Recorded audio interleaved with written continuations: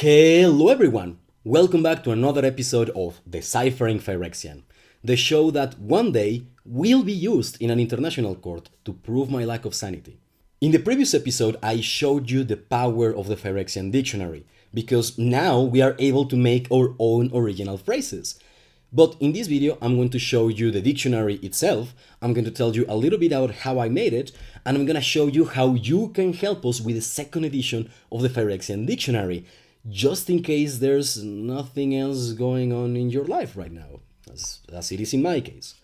And I think that the first question I should answer about this dictionary is, why is it handwritten?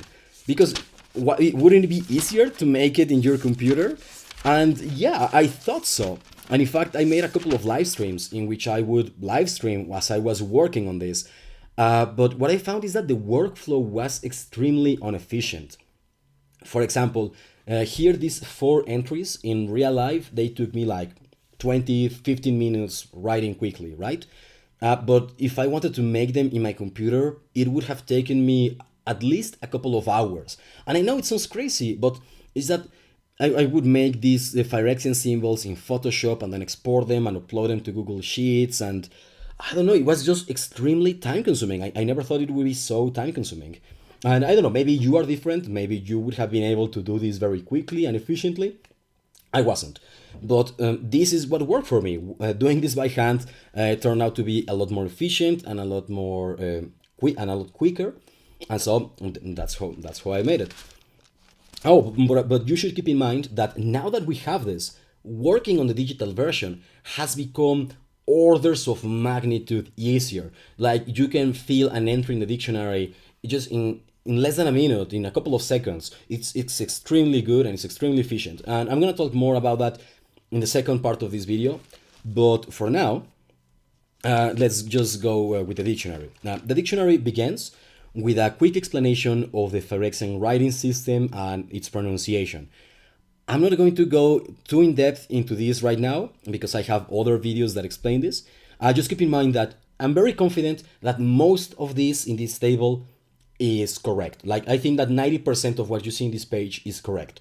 But that means that there's 10% of this that is probably almost definitely wrong. And so just keep that in mind. Keep in mind that most of this is correct, but not all of it. And so yeah, let's move on. Oh, but before we move on, I just wanted to tell you a couple of things about 2 diacritics Phyrexian has.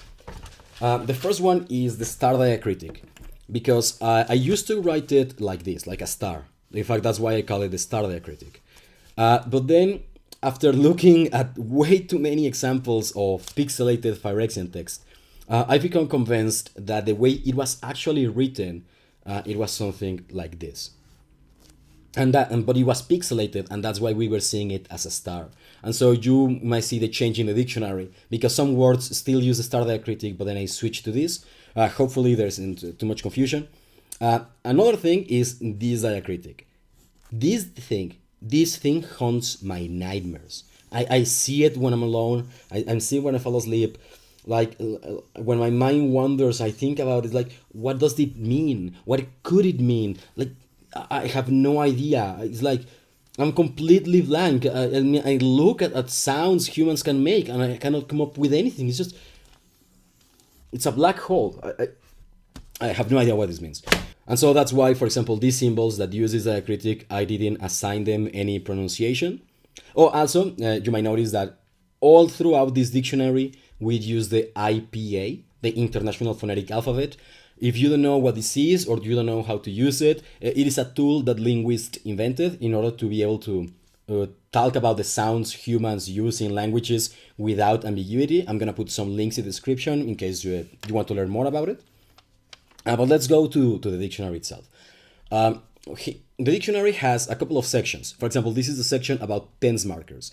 And every item in a section has its number. 1, 2, 3, 4.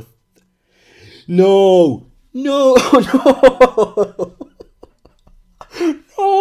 no, can you see this? No, 1, 2, 3, 4, 3. I messed up the numbering, and I just noticed this. I just noticed. Why couldn't I notice it earlier? I would have. Anyway. So I think this is a good moment to explain, to say that there are mistakes in this dictionary. Sometimes I messed up the numbering, but I probably messed up in many different places and I didn't notice. So just keep that in mind. Like, be on the lookout for those mistakes. Don't be me. But yeah, be on the lookout for those mistakes. Know that they are there, and this is one of the things we have to correct in the in the second edition of the Phyrexian Dictionary. Anyway, there's also another section about prefixes and suffixes. But what I want to go is to go to the vocabulary sections, because that's like 90% of the dictionary. So for example, here, this is the section for age. Now, the words are classified by their translation, which isn't what I wanted to do, but just we don't know enough about the Phyrexian symbols and how they sound and the meaning of some words in order to classify all of them by their Phyrexian symbols. It was much easier to classify them by the translations. And so, for example, this is a word that we believe is translated as haste, and so that's why it is in the age section. Now, one of the goals of this dictionary is that it must be easy to search, and it must be easy to corroborate if it's correct, or to disprove in case I made a mistake. So, for example, here you can see that I'm telling you that this word comes from Borinclex Monstrous Rider. This is important, because if I just wrote haste and this thing without telling you where I got it from, like you might say to me, like, no, this doesn't mean haste. Like, prove it. You didn't even know where I got this from, right? But now you can go to this card and you can look this word, and you can either come to the same conclusion, or maybe you can come to a different conclusion. Also, I included the context. In this case, the context is just the word haste. But for example, other entries have more complex context. For example, here, half, its context is the phrase, they put half that many. It is talking about your opponent putting half that many counters on a permanent or player. This is important because sometimes a word might be a noun or a verb or something entirely different, and we might not know it yet, but hopefully we can, by preserving the context, we can look that up later, right?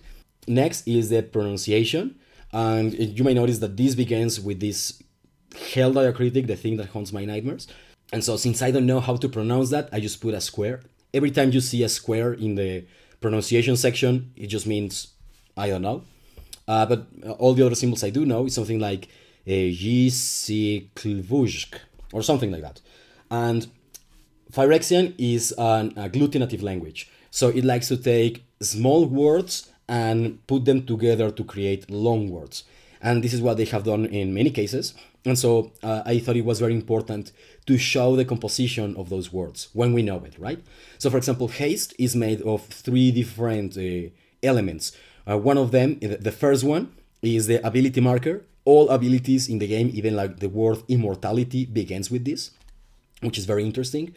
Then we have, at the end, we have this thing that we have identified as a verb. It means to go. And we have seen it in other examples. And then in the middle, we have this sickle thing, which we assume must mean something like fast or in a hurry. Also, you should know that Phyrexian uses a consonantal root system. And if you don't know what that is, it means that in Phyrexian, words are identified by their consonants. Their consonants are what makes a word. So for example, here we think that the consonantal roots for fast are S, K, L. And so I decided to also put the consonantal roots here on the side. Because remember, this has to be easy to check and to corroborate. So for example, if in the future we see a new Phyrexian word, a word we have never seen before, and we don't know what it means, you could look at its consonants and then just start flipping through the dictionary, looking for something that has the same consonants in the same order. And then you might say like, hey, SKL. So this word must be some variation of fast. Because, yeah, of course, there might be things before or after it, as in this case, or there might be some other vowels in between the consonants, and that's modifying the meaning. It can maybe turn it into its opposite, fast into slow, or fast into very fast, or I don't know, many things could be happening there. But you know that whatever is happening, its meaning is somehow related to the meaning of fast. So that's why it's important to preserve the consonantal roots. Another important thing to consider is that to make this dictionary, I went through every example of Phyrexian ever, and I recorded not just every different word, but every different instance of the same word. So for example, here we have graveyard, is the first entrance in G, but also here we have graveyard again, which is the 7th entry in G. But they are not the same. They have different prefixes, and there's a different vowel near the end. And it was important because we have to record all of these little differences between the words, because these are the differences that we can learn from. I mean, by analyzing why is this prefix used in this case and not in this case, we can deduce what they mean. And well, I still don't know what this vowel is doing here in this case, but we can probably figure it out because we have the context. Like, we can compare them to another instance of graveyard, and we can think, well, what's different here than here that makes this vowel necessary? And that happened a few times with some words, and it happened a lot of times with some of them.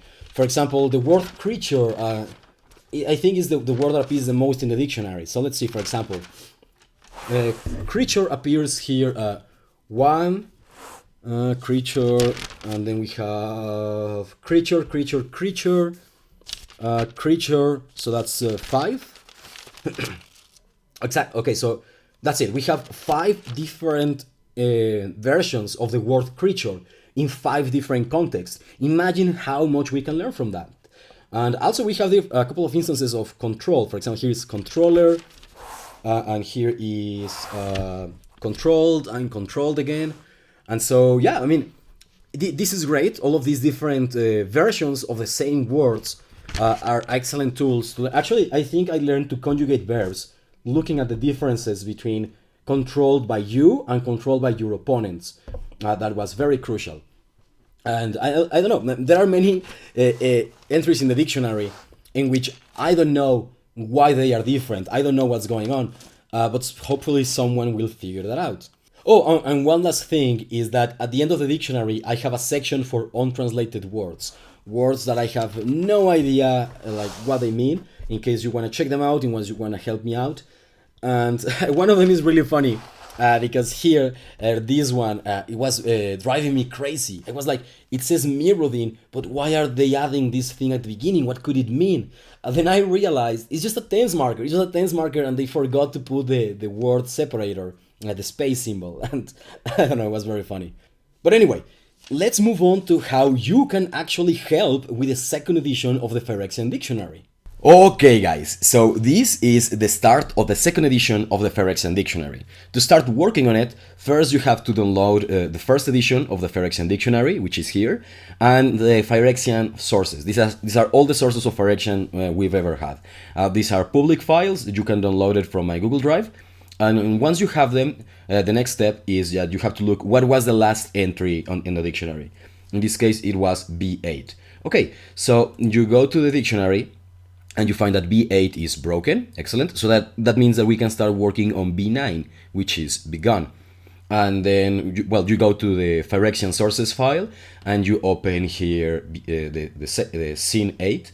And then we find that, okay, here begun is here at the end of this sentence. So the first thing we are going to do is that we are going to copy this image here.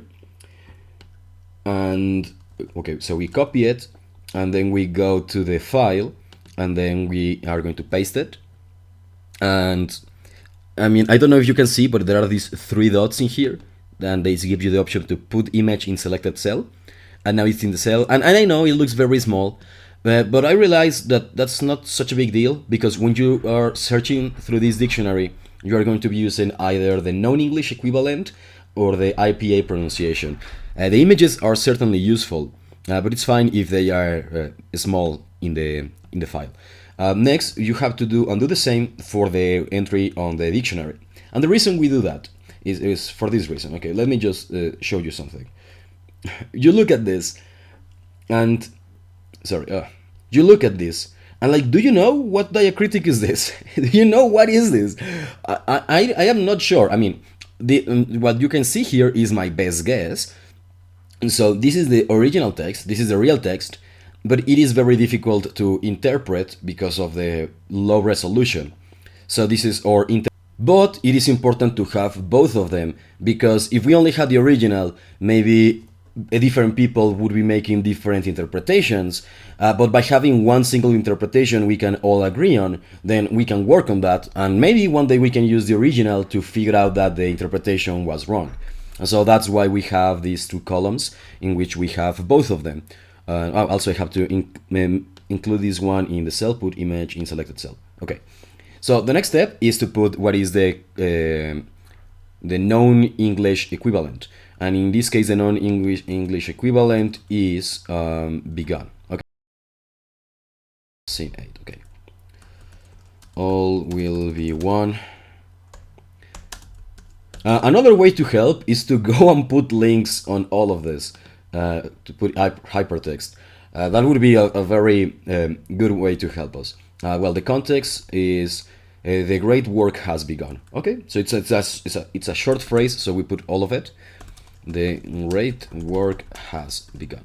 Okay, the IPA. Okay, this is actually a long word.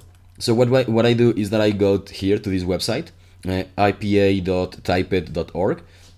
It's an excellent website in order to be able to type the symbols of the IPA. Let's see, is glottal stop II. So it's glottal stop II, and then K. And I think that Phyrexian, this KS is like a single sound, kind of like how in some languages they fuse the T and the S, for example, or actually in English, like they merge T and the sha to make cha, like in cheese.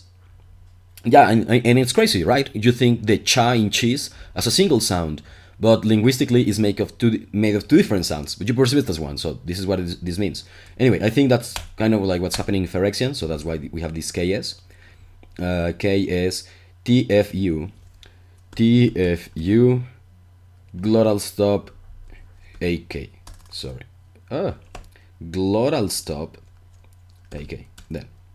Okay, so then we copy this, and then we come here, begun, then we go, this is the IPA. Oh, by the way, let me just explain that in the cases of words, for example, here broken uses this diacritic here that haunts my nightmares, and I don't know how to pronounce it, so I'm using the missing character symbol from Unicode.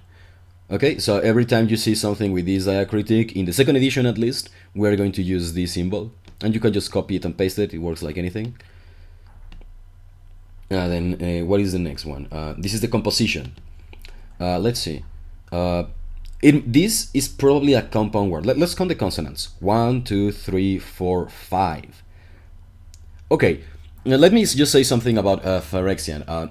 Most languages that use consonantal roots have consonantal roots of 2 or 3 consonants, right? If you speak Hebrew, Arabic, Amharic, or some of those languages, you know this too well. But there are, in those languages, a few words with 4 consonants as its root, and very, very few words with up to 5 consonants in its root. I suspect that Phyrexian, in order to seem more alien and weirder, has a high number of words that have 5 consonants in the root. That's just my supposition right now. So the point is that this could be a 4 consonantal root, because I think that's what they did in Phyrexian. Most words have 3 consonants, but an unnaturally high number of words have 4 and 5 consonants in the root, I suspect. But maybe not. So this could be a compound word, or it could be not compound at all. It's really, we cannot say at the moment.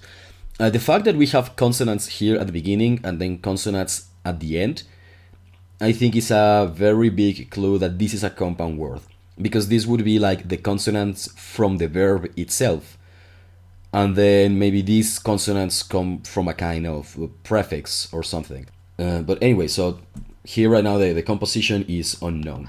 So this is what I'm gonna write here. In the case this was a compound word, as you can see, we use different cells for each one of the composing elements, and we put the IPA dash and then the non-English equivalent of that component. Then the Phyrexian root. Okay, so in this case, the Phyrexian root, oh, I didn't write it. Because I don't know if it's compound. Since I don't know if this is a compound word, I don't know what the root could be, or if... So I'm just going to leave this field empty. But if I wrote in the dictionary a root, for example here in battlefield, this is what I suspect the root for battle is, with 4 consonants, as you can see. And so I would include it here, but not in this case. And then notes. Are there notes? No. Not in this case. And then, well, I say that this is B9. And then finally, mistakes. I did not find any mistakes in this case. And so, well, we can move on to the next one. And let's just do one more, just to as another example. So we go to the next page in the dictionary. The next page would be... well, actually, let's go with the images. This is body. It comes from New Phyrexia Season 4. Okay.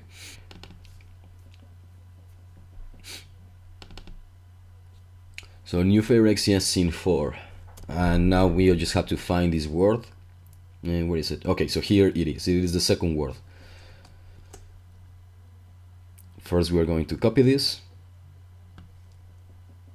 Oh, no. I made a mistake. I copied it in the wrong way. I took a screenshot. Okay, so I copy it, and then I go to Google Docs, and then here, paste, put image in selected cell, and then I do the same with the one from the dictionary. So we have the original text, again with the screenshots. It's not a screenshot. I don't know when I'm taking screenshots. I'm acting on reflex. Copy it, and then we go here, paste it, put image in selected cell. Excellent. And then this comes from New Phyrexia Scene 4. Did I already mention the link things? Like if someone wants to come here and put hypertext in all of the sources so that you click and it takes you to that, it would be great. Okay, context. What is the context of this? Context. The body is whole. Okay. Then we have to go to the pronunciation. And this one is one of those weird... Sorry. Sorry. This is one of those weird ones that have way too many consonants and not enough vowels. Like, what is this? Georgian? Like, I'm genuinely afraid that Phyrexian works like Georgian, because Georgian has these clusters of consonants which are extremely hard to pronounce, to say for most people in the world. And maybe that was one of the inspirations of Phyrexian. Maybe it is pronounced exactly as it's written. And if that's the case, I would be really scared. But okay, let's not think about that now. So let's go here. So is P K is schwa N, which is weird. Way too many N's. I suspect this is a mistake, honestly. I suspect like something weird happened here because it's way too many N's in a row. And I guess back then they didn't care about Phyrexia that much, I suspect. And so they didn't care if some mistakes slipped through the cracks or something. I don't know. Then composition. This is probably not compound. 1, 2, 3, 4, 5. 5 consonants. You see what I mean? It could be a single root. It could be compound. But if it's a compound word, it has way too few vowels. Because usually the way it works is that Phyrexian has at least one vowel for the root and at least one vowel for some other element that is affixed to it or something else. So no, this is weird. So, but I don't know. Composition in this case is unknown, or maybe it's not compound. I don't know. No, so you know what? I'm gonna say that this is not compound, because, I don't know, we have no evidence to think this is compound. And this is what I put in the dictionary. Because, okay, this is a good teaching moment. Here I wanted to put information that wasn't in the dictionary, and I shouldn't have. Even if I think better now, even if let's say that I had evidence to say, like, hey, no, we discovered that this is actually a compound word now. We know that now. I should still put the information from the dictionary and then make a note. Like, how can you make a note here? Copy, paste. I can make a comment. And I would say, like, hey, now we think it's compound for such and such. Now we think it is compound for such and such. Right? And so the idea is that the information you see matches the information in the dictionary. But of course, we learn something new, and we keep this in mind for the next edition, right? So that's what you should do. If you are working on the dictionary and you think that I wrote something mistaken in here, I mean, there's a whole column just for pointing out my mistakes. And you can put comments in case you need to explain better something. But that's what you should do. You shouldn't change the information in the dictionary, but you should point out mistakes and inaccuracies that you find. Anyway, so then what's the next part? Composition, Phyrexian root. So we suspect that this is the Phyrexian root for body. Again, I was taking a screenshot. Okay.